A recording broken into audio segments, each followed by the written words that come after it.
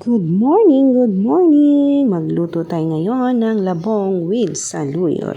Alam niyo ba yung labong? Yung labong na galing sa kawayan. Masarap po iyan. Ayan, ginigisa na po ang baboy.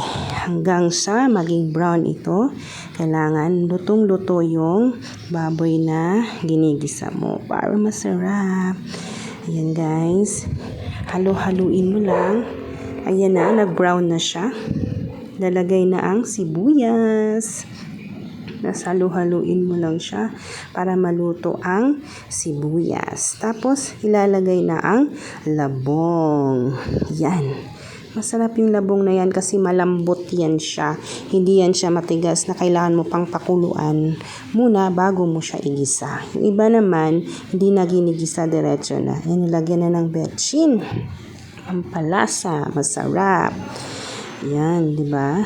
Buhos-buhos mo lang yung betchin dyan, guys. Tapos, saka mo siya hahaluin. Yan, para mapantay ang lasa. Yan, di ba? Yummy, yummy. Madami na naman ako makain nito. Ano ba naman yan? Tapos, isunod na yung bagoong na yummy. Bagoong na isda na galing sa Pangasinan. Tapos, halu-haluin mo lang. Yan, napakadaling lutuin yan mga guys. Kasi, napaka masarap pa yan at simple lang gawin. Kaya kayo, bumili na kayo. Ayan, linagay na yung tubig para masabaw-sabaw naman at dinagdagan pa ulit ng tubig para marami-rami ang makain. Nilipat namin sa isang kaserolang malaki kasi hindi kasya mga guys. OMG! Taran! Diba? Yan, isasalang siya ulit. Tapos, lalagyan ulit ng tubig para medyo madami-dami ulit. Tapos, lalagyan mo siya ng pampalasa ng Magic Sarap.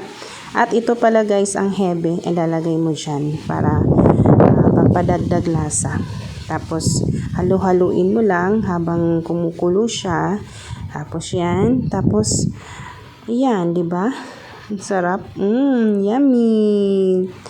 O, di ba? Tapos, titikman mo siya para kung ano pa idadagdag mo dyan. O yung bilas kong nagluluto, guys. Masarap siya magluto kasi Ilocana siya. Tapos, ayaw mo nang, kung natabangan ka, dagdagan mo pa ng another bagoong at saka iba pang panlasa para lalong sumarap ang iyong labong na may saluyot. No, diba? Simple lang siya, diba guys? Simple lang gawin. Ayan, habang kumukulo siya, nahalo-halo siya para titingnan kung pwede na siya.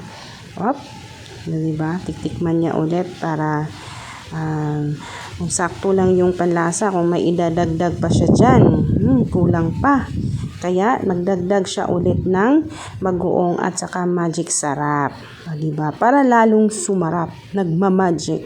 Tapos, isusunod na dyan guys, yung saluyot. Ayan ang nagpapasarap lalo sa labong. Diba? Napaka-fresh niyan. At, ang sarap talaga ng saluyot na ilalagay sa labong.